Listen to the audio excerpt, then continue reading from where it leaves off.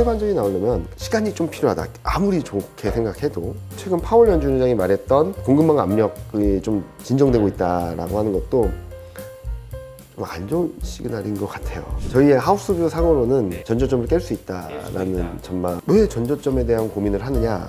이 그림이 나왔던 패턴이 2019년이에요. 정확히 너무나도 똑같아서 좀 보여드리면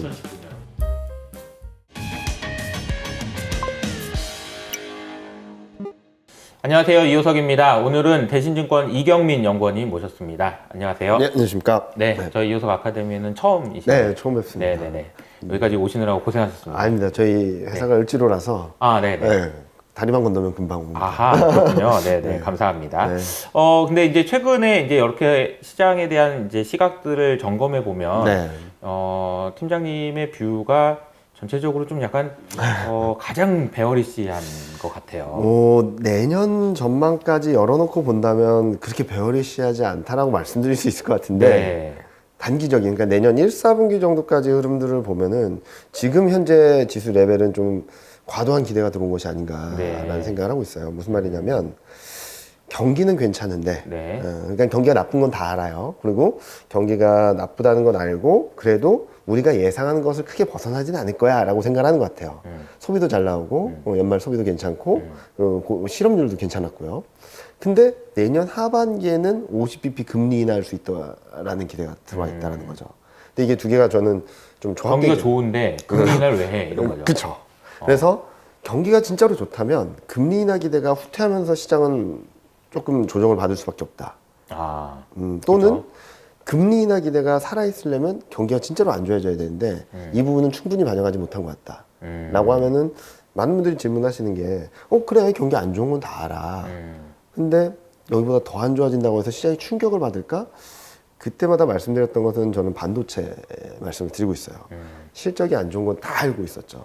근데 작년 내내, 올해 내내 좀 바닥을 계속적으로 깨고 내려가고 있는 상황이라서 그러니까 많은 사람들이 알고는 있다고는 하지만 내가 알았던 것보다 더 안 좋은 경기 상황, 실적 상황이 나오게 되면 주가는 떨어질 수밖에 없다. 근데 지금은 최근 코스피가 2,400, 2,500 돌파 시도를 했던 것은 경기는 양호하고 금리 인하는 가능하다. 이 두 가지 기대가 너무 세게 들어온 것이 아닌가.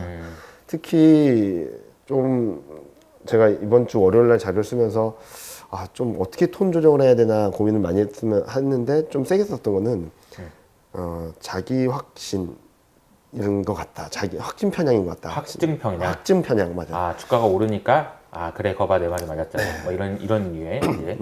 특히, 이거 정말 이게 올라간다는 사람이 맞았구나. 뭐 이런 거죠, 이제. 그러니까 특히 ISM 지수에서 굉장히 안 좋게 나왔고 실업률도 이 정도면은 좀 시장이 출렁이어야 되는 거 아닌가? 금리 인하 기대가 좀 후퇴해야 되는 거 아닌가라고 하는데 다시 다 말아올리고 다 금요일 날이요, 지난주. 네, 지난주 금요일 날이요. 그래서 이거는 좀 과도한 것 같다. 그러니까 이제 약간 뭐 이렇게 말을 하죠. 그러니까 시장이 올라가고 싶은가 보다. 맞습니다. 그건 맞아요. 안 좋은 얘기가 나와도 네, 그냥 네. 올라가. 좋은 얘기 나오면 올라가. 이제 그런 이제 느낌이 들 때가 있는가 하면 맞아요. 또 한편으로는 좋은 얘기가 나와도 빠져. 안 그럴 좋은 때도 얘기가 더 빠져. 막 이럴 때도 있잖아요. 그때가 9월 꺾이면서 이제 9월 말 바닥을 잡을 때였던 것 같아요. 근데 그때도 저는 2,500선 넘고 2,600 돌파 시도하지 않을까라고 생각했는데 좀 빠르게 꺾였고 이번에는 저는 2,130 갔을 때 반등 나온다. 무조건 나온다. 2,300선 초중반 뭐 잘 나오면 2,380선까지도 가능하다라고 했는데 그보다 100이 올라갔죠. 좀 오버슈팅인 것 같다. 네. 좀 오버슈팅인 것 같다라고 생각을 하는 거죠. 그래서 저희 내부적으로도 저뿐만 아니라 그러니까 확증 편향에 대해서 얘기를 하는데 내가 확증 편향인 건 아닐까라는 또 고민이 되더라고요. 그렇죠. 네, 그래서 늘 고민이죠. 그죠. 네. 늘 고민인데 그래서 저희 이코노미스트 채권 담당하는 분, 저 뭐 이렇게 다 모여서 얘기했을 때 다 동의했던 부분은 각 파트에서 환율이면 환율, 채권이면 채권 좀 과하다 움직임이. 환율도 원달러율이 다이렉트로 1,300원을 깰 만한 흐름들은 아니었다라고 생각하는데 뭐 원달러율은 또 이제 중국 쪽 이슈가 들어오면서 세게 움직인 거죠. 그리고 채권 시장도 이거는 금리 인하 기대 뭐 완전히 선반영을 하고 있는 상황인 것 같다. 주식시장을 본다 하더라도 이런 여러 가지 조합들이 너무 오버슈팅 된 거 아닌가 라는 생각을 하고 있어서 제가 요즘 많이 말씀드리는 것 중에 하나는 뭐 다시는 앙드레 코스톨라니의 강아지와 주인의 산책 이론 많이 네네네. 말씀드리거든요. 통상적으로는 강아지와 주인은 갈 길을 가죠. 근데 주인이 펀더멘탈이고 펀더멘탈이고 강아지가 주가인데 네. 강아지 왔다 갔다 한다는 거죠. 그렇죠. 근데 지금은 강아지와 주인 간의 거리가 너무 팽팽해져 있다. 네. 끈이 팽팽해져 있는데 일로 와 이렇게 해야 되겠네요. 그렇죠. 일로 와 하든지 아니면 주인이 가야 되겠죠. 뛰어가든지. 네. 그래서 자주 보여드리는 그림이 지금 이 그림인데 경기나 실적 전망은 계속적으로 하향 조정돼 왔습니다. 네. 주가는 레벨이 2,500선까지 올라온 거죠. 특히 기술적으로 본다면은 201 이동평균선까지 뭐 다 올라왔죠. 코스피는 돌파 시도했었고 S&P 500도 돌파 시도했었고 특이하게 다우는 넘어버렸고 그러면서 추세 반전에 대한 기대들이 굉장히 커졌던 것 같아요. 맞아요. 근데 저는 이걸 넘어서서 추세 반전이 나오려면 시간이 좀 필요하다. 아무리 좋게 생각해도. 왜냐면은 여기서 바로 뛰어넘기에는 경기 흐름들이 아직까지 좀 불안정하다는 거죠. 그래서 이 그림 보시는 것처럼 맨 오른쪽에 있는 게 가장 베스트 시나리오죠. 기간 조정을 거치는 동안 경제 전망이나 이익 전망이 빠르게 올라와 주는 경우가 베스트라고 보겠죠. 그러면 주황색 선이 네. 그러니까 주식시장인 주식시장이고 거죠. 주식시장이 그냥 기간 조정하면서 옆으로 좀 기어주는 동안에 펀더멘탈이 올라가는 경우는 개 주인이 걔가 빨리 달려갔으니까 빨리 뛰어가는 거죠. 주인이 따라가는 거죠. 그리고 가운데 있는 그림은 주가는 좀 일정 부분 조정을 받는데 네. 펀더멘탈이 올라와 주면서 그 간격을 빠르게 좁히는 경우라고 볼 수 있겠죠. 그렇죠. 만약에 중간 경우라고만 해도 네. 조정 시 매수 이런 전략 가능한 그렇죠. 거죠. 충분히 가능하죠. 그래서 저희는 그러니까 기본적으로 갖고 있는 주식을 홀드하면서 좀 빠질 때마다 더 사도 되겠다라고 말씀을 드리는데 잠깐 근데 확률이 60%가 왼쪽인데요? 네. 이거 뭡니까 이거는? 그러니까 경제 전망이나 이익 전망이 지금 상황에서 우상향하는 그림을 보여주기는 굉장히 어렵다고 보는 거죠. ISM 제조업 지수도 이제 막 수축 국면으로 들어왔고 한국 수출도 이제 막 2달째 마이너스고 아직까지 고용은 좀 살아있다고는 하지만 네. 좀 불안정한 모습들을 계속적으로 보여주고 있어서 그리고 4분기 실적 좀 눈높이가 높다라고 보고 있거든요. 네. 반도체는 많이 내려왔긴 했지만 시클리컬에 대한 눈높이 너무 높아요. 올해 영업이익률도 2021년하고 큰 차이가 없어요. 9.2%인데 지금 올해 영업이익률 전망이 8.6이고요. 내년이 8.3, 24년이 8.5. 근데 약간 네네네 큰 변화 없네요. 네. 근데 내년 GDP 성장률 전망을 보면은 미국이 0.4고요. 블룸버그 기준으로. 유로존은 마이너스 0.1, 영국은 마이너스 0.8, 독일은 마이너스 0.7인데 영업이익률을 지킬 수 있을까라는 고민을 하고 있어서 저는 맨 왼쪽에 있는 좀 경제 전망이나 이익 전망이 좀 더 떨어지는 하향 조정되는 사이클이 이어질 수밖에 없는데 그렇다면 가격 조정, 강아지가 빨리 따라와서 주인을 만나야지 새로운 방향성으로 다시 모색할 수 있겠다라는 말씀 많이 드리고 있습니다. 제가 이 질문을 좀 드려야 될 것 같아요. 네. 그럼 왜 올랐을까요? 왜 올랐을까? 그러니까 이제 지금 이제 바닥을 찍고 뭐 2100 초반에서 올랐잖아요. 네. 그러니까 물론 가격을 보고 뭔가 따라간다 이런 느낌은 좋은 느낌은 아니지만 네. 사실은 또 반대로 얘기하면 가격이 모든 것을 반영한다. 네. 그럼 뭔가 움직임이 있었고 변화가 있었기 때문에 사실 돈도 움직였고 맞아요. 가격도 움직였다고 보면 왜 올랐다고 생각하시는지 그 이유를 어떻게 생각하시는지도 되게 중요할 것 같거든요. 일단 첫 번째 10월까지는 저는 싸다. 그리고 사람들이 워낙 공포 심리가 팽배했었기 때문에 심리적인 안도감만으로도 반등을 할 수 있는 영역까지 왔다. 그게 저는 말씀드렸던 2,300선 초중반 정도까지라고 보고 있었어요. 2,300 초중반 네, 까지는 갈 수 있었다. 네. 근데 11월 달에 급반등을 하면서 막 레벨이 올라갔던 거는 첫 번째로는 예상하지 못했던 CPI 서프라이즈가 있었죠. 네. 그리고 여기에 금리 인하 기대가 세게 들어오기 시작하면서 시장이 굉장히 급격하게 변했다라고 생각하고 있어요. 근데 좀 뜯어보면은 그런 것들을 충분히 인정할 만큼의 펀더멘탈이 뒷받침됐냐를 봐야 되겠죠. 네. 일단 요 그림은 뭐냐면은 요 위에 오른쪽 그림 요 그림을 보시면 이게 물가 상승률인데 전월 대비 변화율입니다. 전월 대비요. 예. 근데 우리가 그동안 계속 걱정했던 유가랑 주거 서비스는 전년 대비 변화율도 계속적으로 올라가고 있고 전월 대비 변화율도 플러스권이죠. 네. 이번에 서프라이즈 동력은 중고차, 의복, 의료 서비스예요. 밑으로 내려온 게 네. 중고차, 의복 이쪽이네요. 의료. 네. 의료.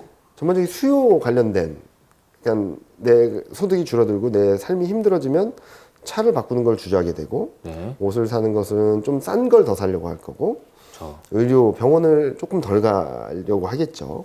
이런 부분들에 의해서 물가가 굉장히 잘 나왔다라고 한다면 충분히 인정하고 갈 부분인가. 그리고 최근 파월 연준의장이 말했던 공급망 압력이 좀 진정되고 있다라고 하는 것도 좀 안 좋은 시그널인 것 같아요. 공급망 안정이 진정된 게 왜 안 좋은 시그널이죠? 제가 파악하기로는 지금 현재 시점에서 물동량이나 수요가 좀 많이 위축되면서 나타나는 현상 같거든요. 요 그림을 한번 보여드릴게요. 이 위의 그림이 공급망 압력을 가늠할 수 있는 CT에서 발표하는 공급망 압력 지수, 뉴욕 연은에서 발표하는 공급망 압력 지수인데 CT는 마이너스 반전을 했고요. 네. 뉴욕 연은에서 발표하는 것도 21년 초 수준을 밑돌기 시작했어요. 네. 그러니까 21년부터 공급망 압력이 커지고 있다, 공급망이 불안하다라고 했던 것들을 다 해소한 모습을 보여주는 거죠. 근데 밑에 그림이랑 같이 봐야 되지 않을까 하는 생각을 하는 거죠.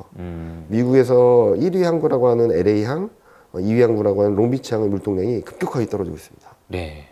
근데 통상적으로 연말 연초에는 이렇게 떨어진다. 왜냐면은 연말 소비 시즌 그리고 재고를 정리하는 과정 이런 과정으로 인해서 물동량이 떨어진다라고 하는데 그래서 10월 지금 아직까지 10월 데이터까지 나왔는데 10월 물동량 기준으로 본다 하더라도 LA 항구는 2009년 이후 최저치고요.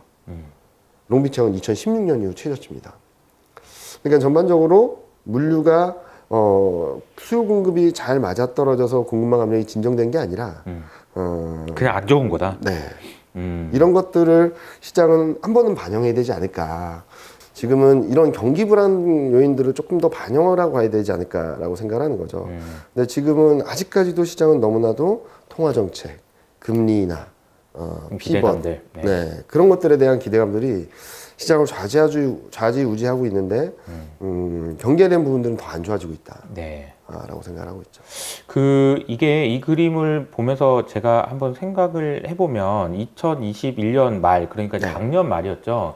작년 말에 난리가 났던 게 배가 안 들어온다. 맞아요. 그러니까 미국 입장에서는, 그러니까 미국 소비재죠. 그러니까 네. 이제 소위 말하는 유통업체 입장에서는 좀 빨리 물건 좀 가져와라. 팔 수 있다 이거네. 네. 그게 안 왔잖아요, 네, 결국은. 맞아요. 그래서 보면은 와 정말 많이 꼬인 것 같아요. 맞아요. 그러니까 유통업체들도 네. 막 재고가 쓸데없이 뒤늦게 쌓이고 맞습니다. 그 크리스마스 때 왔었어야 되는 게 이제 맞아요. 오면 어떡하냐 안 팔리는데 뭐 이런 느낌이었다면 이번 블랙 프라이데이 때는 어떻게 해석하셨어요? 이것도 사실 되게 중요한 포인트일 것 같거든요. 네. 그러니까 공급망 우려가 없는 상황에서 재고나 이런 부분들은 어느 정도 뭐 그들이 원하는 정도 수준을 맞췄다. 그럼 이번에 소비 시즌에 대해서는 뭐 그런 말도 있더라고. 2.3%가 진짜 좋은 거냐? 뭐 이런 맞아요, 얘기도 맞아요. 있고. 그런데 어떻게 보셨는지 좀 궁금합니다. 이게. 일단은 좋은 건 좋다라고 평가를 해줘야 되겠죠. 잘 나왔다. 특히 소매 판매까지도 11월 수치가 잘 나왔기 때문에 괜찮다라고 평가를 하거든요. 근데 문제는 이게 선순환이 되는지를 봐야 되는 거죠. 선순환이 됐는지 소비가 잘 어떻게 할 수 있나요? 네. 소비가 잘 되면 뭐가 필요하죠? 생산이 따라와줘야 되는 거죠. 근데 이번에 산업 생산은 굉장히 부진했고요. 공장 가동률은 자동차를 빼고 뭐 하이테크 반도체 할 것 없이 전부 다 떨어졌습니다. 그 말은 무슨 말이냐? 지금은 좀 재고를 정리하는 과정이 아닌가라고 생각을 하는 거죠. 그래서 여기 그림, 요 왼쪽 그림을 보시면은 이게 뭐냐면은 파란색이 산업 생산이고 판매 증가율과 재고 증가율을 빼주면은 네. 금융위기랑 코로나19 때를 빼고는 가장 낮은 수준까지 와 있거든요. 아, 근데 이게 문제가 뭐냐면은 그럼 바닥이네 라고도 생각할 수 있는데 통상적으로 바닥권에 들어가고선 이게 완전하게 우상향하는 그림, 재고가 빠르게 줄어드는 그림이 나오기 전까지는 산업 생산이 계속적으로 더 안 좋아져요. 재고가 손인되는 시간까지가 좀 필요하다라고 봐서 저희는 이 그림 그리고 수출 증가율, 한국 수출 증가율도 지금 마이너스 두 자릿수라고는 하지만 이제 막 두 달째 마이너스로 간 거거든요. 네. 마이너스를 보여주는 품목은 더 많아지고 있고 국가들은 더 많아지고 있고 플러스를 유지했던 품목이나 국가들은 좀 플러스권을 줄이고 있고 네.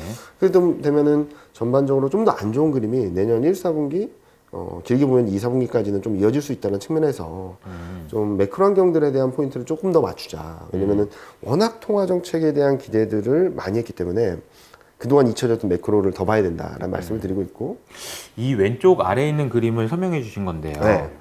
조금만 더 자세히 보면 판매에서 재고를 뺀 값이 네. 회색이고요. 회색선이죠. 이게 밑으로 내려가면 내려갈수록 재고가 더 많다는 거죠. 네. 재고가 더 많이 늘어나고 재고가 있다. 더 쌓이고 있는 거죠. 네, 지금 안 되는 것보다 판매는 안 되고 있고. 그렇죠. 이게 꺾여야지 이제 산업 생산이나 생산이 다시 돌아가기 시작한다는 의미거든요. 근데 이게 이 질문을 한번 드려보면 이제 2008년과 2020년 코로나 당시를 제외하고는 많이 낮아졌다. 네. 그럼 이제 바닥 아니냐? 혹은 이제 주가는 이게 내려가는 속도가 둔화되는 때부터 네. 반등할 수 있는 거 아니냐? 이런 의견이거든요. 그러니까 재고가 조정이 되면, 그러니까 재고가 더 늘어나는 사이클만 아니면 괜찮은 거 아니냐? 근데 재고가 소진되는데 재고 이만큼 쌓였으면은 한 달 만에 줄일 수 있을까요? 쉽지 않죠. 네. 네. 그래서 여기 그림을 한번 보시면 2015년하고 2019년 케이스를 한번 보실게요. 보시면은 재고 판매 증가율과 재고 증가를 빼준 게 한 길게는 6개월, 7개월 1 이상 멈춰 있었어요. 멈춰 있는구나. 예, 재고를 정리하는 데 시간이 상당히 필요하다는 거죠. 그리고 재고를 정리하는 과정에서 산업 생산을 보시면은 더 안 좋아졌고.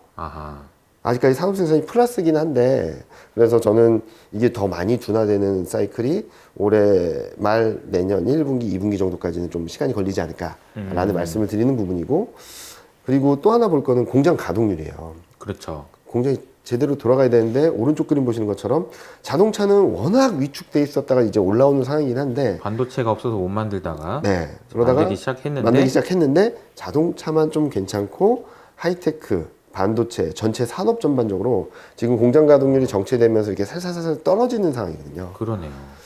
그러면은 공장은 가동을 줄이는데 생산 산업 소비가 좋았다라고 해서 행복하기보다는 소비가 피크아웃 아니야? 특히 연말 소비 시즌 앞두고 솔직히 소비 그 할인 행사가 좀 빨라진 거잖아요. 몇 년 동안 계속 빨라졌잖아요. 네네, 맞아요. 그러니까 그런 영향들이 11월 데이터에 들어와 있고 그렇게 본다면 소비 피크아웃에 대한 걱정들을 좀 해야 되지 않을까라는 생각을 하고 있는 거죠. 그러니까 뭐 사실 숫자상으로 증가를 했고 최대 소비라고 해가지고 긍정적으로 보시는 분이 있는가 하면 반대로 안 좋게 보시는 분들도 있더라고요. 맞습니다. 물가 상승률 감안하면 네. 이게 오른 거냐부터 시작해서 마이너스 아니냐. 할인 품목이 많이 팔린 거 보니까 진짜 안 좋긴 하나 네. 보다. 크리스마스 때 살 선물을 벌써 산 거 아니냐. 맞아요. 뭐 어떻게 보면 안 좋게 보려면 또 얼마든지 안 좋게 볼 그죠? 수 있어서. 어떻게 보고 어떻게 해석하느냐에 따라서 완전히 엇갈린 시각이 나올 수 있는데 저희가 판단하기에는 최근 여러 지표들이 소비나 그런 관련된 지표들이 괜찮은 모습들을 계속적으로 보여주고는 있어요. 근데 이게 선순환 되려면 그러니까 돈이 남아서 소비는 할 수 있겠죠. 근데 이게 경제 전반의 활력을 불어일으키기까지는 좀 더 안 좋아지는 모습들을 보여줘야 되지 않을까라는 생각을 하는 부분입니다. 알겠습니다. 그러면 일단은 아까 뭐 11페이지에 있는 그림이 네. 사실은 지금 주가의 궤적에 대한 직관적인 설명이고 네. 아마 이제 이 그림을 보시면은 아마 느낌이 오시겠지만 네. 이게 팀장님께서 생각하시는 주가의 궤적은 파란색 네. 이쪽이다. 이쪽일 이쪽, 가능성이 네. 좀 있어 네, 보인다라는 확률적으로 높다라고 보는 거죠. 이야기를 해주셨습니다. 그런데 뭐 알겠습니다. 그러면 이제 왜 올랐는지 그러면은 주가가 너무 쌌고 네. CPI가 반등한 급반 서프라이즈를 내면서 연준에 대한 기대감이 생겼다. 네. 그러나 그 기대감은 너무 빠르다. 네. 라는 거고 경기는 지금 바닥이 아니고 조금 더 네. 시간이 필요하다라는 거잖아요. 그러면은 어떻게 해야 됩니까? 좀 주식을 지금이라도 또 해야 되나요? 주가가 지금 사실은 이제 이런 거예요. 주가가 이게 이렇게 되는 구간에서는 오를 때마다 팔아야 되는 거고요. 맞습니다. 이렇게 될 구간에서는 빠질 때마다 사야 되는 거예요. 맞아요. 네, 지금 상황에서 오늘 찍는 기준으로 12월 6일 이날 기준으로 주가가 빠진다면 오늘도 좀 하락했고요. 네. 사야 되는 조정인가요? 아니면 또 팔아야 되는 건가요? 이게 또 중요할 것 같긴 한데. 저는 이 얘기는 다른 질문을 하자면 전저점을 깰 것 같아요? 안 깰 것 같아요?로 이어집니다. 저희의 하우스뷰 상으로는 네. 전저점을 깰 수 있다. 깰 수도 있다. 전망을 깬다가 아닙니다, 여러분. 네. 깬다라고 이렇게 얘기하지 마시고 깰 수도 있다라고 얘기를 해주신 거고. 네, 깰 가능성이 열려 있다. 그래서 근데 그 대답을 하려면은 사실 또 필연적으로 얘기가 나오는 게 그럼 그때 밸류에이션을 생각해 보면 네. 그거 깨질 만큼의 상황이냐를 이어져야 되거든요. 자, 지금 보시면은 밸류에이션이 지금 11.5배예요. 지금 기준으로. 네. 네네. 이익 조망이 너무 떨어진 거예요. 그래서 아까 뭐 주가는 올랐는데 주가는 올랐는데 빠졌으니까. 2점만 빠졌으니까 그러니까 코스피 2,500을 가면 11.5회를 넘는 거거든요. 어느 수준이냐? 21년 6월 이후 최고치입니다. 밸류에이션 상으로는. 아 그렇게 비싸요? 네. 네. 그런 어떻게 이렇게 되지라고도 생각하실 수 있는데 이익 전망이 너무 빠져서 그래요. 그래서 아까 말씀드렸던 것처럼 여기서 기간 조정을 거치면서 이익 전망이 올라와 주면서 밸류에이션이 좀 부담을 덜어줘야지 한 단계 더 레벨업 될 수 있는 그림이 나올 텐데 4분기 실적 시즌 남았고 내년 실적에 대한 눈높이가 아직까지 시클리컬 중심으로 너무 높고 그러면 이게 빠르게 올라올 수 있을까라는 고민이 필요하다라는 거죠. 그쵸. 그리고 그렇다면은 지금 왜 전저점에 대한 고민을 하느냐, 거기까지 갈 가능성을 열어놓고 봐야 되느냐라고 네. 말씀드리면 지금 12개월 선의 EPS가 216이에요. 10배가 2160입니다. 10배가 2160. 네. 2130 전저점하고 큰 차이가 없잖아요. 네. 저는 아직까지 금리 인상 사이클은 끝난 게 아닙니다. 많은 분들이 기대를 하시는 금리 인하에 대한 기대는 내년 하반기고 속도는 줄어들겠지만 금리 인상 사이클이 끝난 게 아니라는 인식을 해야 된다는 거죠. 저는. 그렇게 보면은 10배 또는 좀 그 밑에서 바닥을 잡지 않을까, 진 바닥을 잡지 않을까라고 생각을 하는 거고, 이 그림이 나왔던 패턴이 2019년이에요. 정확히 너무나도 똑같아서 좀 보여드리면 2019년이요? 네, 요 그림이거든요. 너무나도 비슷한 것 같아요. 보시면은 2019년에도 반도체 실적이 엄청나게 안 좋았고 미중 무역 전쟁 때문에 엄청나게 수출도 안 좋았었던 상황이거든요. 그래서 보면은 요 회색 선이 PR이에요. PER. 파란색 선이 코스피입니다. 보시면은 코스피 1차 저점 때는 8배 초반까지 내려갔던 게 2차 저점은 더 떨어졌는데 한 8배 중반 후반까지 왔다가 실적이 완전히 밀리면서 지수는 반등했는데 PR은 11.7배까지 갔어요. 지금 금리랑 되게 비슷하거든요. 이번에도 직전 저점, 전전 저점이 8.5배. 그리고 2130 갔을 때가 8.8배. 왜 이익이 떨어졌으니까 밸류에이션 더 올라갔죠. 그쵸. 그리고 최근 2130에서 2500선 돌파 시도했을 때가 11.5배까지 쫙 치고 올라간 거예요. 네. 근데 여기서도 반등을 했다가 밀리면서 전저점을 깬 바닥권에서 저점이 진짜로 나왔습니다. 2000 밑에서. 근데 이때 밸류에이션은 11.5배까지 떨어지는 그림이었죠. 10.5배까지 떨어졌는데, 자, 그러면 왜 여기서는 10.5배까지 떨어졌는데, 왜 지금은 10배까지 또는 그 밑으로까지 열어놔야 되냐? 금리 인상이 아직 안 끝났다라는 거죠. 2019년에는 금리 인하를 조금씩 하려고 말고 할까 말까 하던 상황이었어요. 금리 인상을 멈추고. 근데 지금은 아직까지 금리 인상 사이클이 한두 번은 더 남았다는 거죠. 그러면은 평균 수준, 최평균 수준인 장기 평균 수준인 10배 정도에서의 지지력 테스트가 있을 텐데 여기에 한국은 지금 수급이 너무 취약하다라고 보거든요. 아 왜요? 외국인이 열심히 사면 올라가죠. 아 그러니까. 근데 조금만 팔아도 여지없이 무너지는 그림이 계속적으로 반복되고 있어요. 요즘에 보면은 이제 중국은 사던데 또. 네. 우리를 또 팔아서 팔고 있죠. 이게 지난번에 그럼 샀던 애들이 그럼 중국 팔고 그냥 잠깐 왔다가 또 다시 중국으로 가는 건가 이런 생각이 들어요. 저는 그것까지는 아닌 것 같아요. 그것까지는 아니에요. 솔직히 말씀드리면 요 밑에 그림 보시면 이게 뭐냐면은 외국인 현물 누적 순매수인데 20년 이후 올해 상반기까지 65조를 팔았습니다. 어마어마하게 팔았거든요. 그래서 보유 비중이 37, 38이었던 게 30을 깨고 내려갔었죠. 비중 자체가. 네, 주식 비중 자체가. 네네. 근데 7월 이후 저는 매집을 하고 있다고 생각을 해요. 7월 이후요. 네. 네. 7월 이후 10조 이상 사고 있는데 근데 눈에 띄는 부분은 보유 비중이 늘질 않아요. 무슨 말이냐면 시장에 내가 한국 주식 비중을 늘려서 끌고 가겠다라는 의지가 없는 거예요, 아직까지. 아하. 그냥 떨어지면 사고 오르면 좀 정리하고 아하. 떨어지면 사고 오르면 좀 정리하고 이런 패턴인 것 같거든요. 그런 패턴이 선물 시장에서도 나타나요. 보시면은 이건 좀 짧게 올해만 본 건데 네. 회색이 선물 누적 순매수거든요. 보시면은 중립이에요. 방향성에 대한 배팅이 전혀 없고 그냥 꾸준히 사는 듯한 현물만 모아가는 듯한 분위기를 보여주는 거죠. 그러면 왜 외국인이 이제 매집하면은 좋은 거 아니냐, 방향성은 우상향인 거 아니냐라고도 되게 많이 말씀하시는데 약간의 차익 실험만으로도 시장은 엄청나게 출렁거립니다. 여기 보시면은 네네. 7월에서 8월까지 6조 4,500원을 샀는데 저점 대비 한 270포인트가 올랐어요. 2270에서 2530, 40까지 올랐으니까. 그리고 10월에서 11월 7조를 샀는데 많이 올랐죠. 2130에서 2500까지 갔으니까 370포인트 정도 오른 거죠. 근데 문제는 9월 한 달 동안 2조 5천억을 팔았는데 네. 410포인트가 빠졌습니다. 아하. 그러니까 매수 주체가 없다는 것 때문에 외국인이 떠나는다는 컨셉이 아니라 많이 샀던 부분에서 일정 부분 차익 실현 심리가 있기만 해도 시장은 엄청나게 충격을 받을 수 있다라는 거죠. 그리고 또 하나 특징적인 거는 제가 12월 1일 날 외국인이 선물 시장에서 8천억 이상 매도라는 거 보고 이제 시장 좀 많이 안 좋을 것 같다. 12월 달에 12월 1일 1일 날. 네, 네. 그때 현물을 샀습니다. 300억 정도를 샀는데 선물 시장에서 8천억을 팔았거든요. 8천억 이상. 선물 시장에서. 네.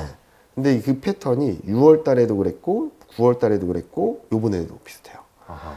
현물 시장에서 막 사다가 선물 시장에서 먼저 꺾어버린 다음에 차익 실현 매물이 쭉 나왔거든요. 그래서 저는 이번에도 좀 차익 실현 매물을 좀 경계해야 될 때가 아닌가라는 말씀 많이 드리고 있죠. 선물과 현물을 가지고 이제 뭐 아비트러지도 하고 막 네. 그래서 섞여 있어서 해석하는 게 상당히 어렵긴 하지만 네. 이번에는 선물에서 이례적으로 많이 파는 모습이 네. 나타났기 때문에 후속적으로 현물을 좀 할 가능성이 좀 네. 있는 것 같다. 앞서 말씀해 주신 것 중에서 외국인이 계속 사긴 샀는데 네. 보유 비중이 늘지 않았다. 이거는 얘들이 잘못된 주식을 사서 그런가? 물려서 그런가? 일정 부분 사긴 샀는데 왜 비중이 안 늘었지? 그러니까 그거죠.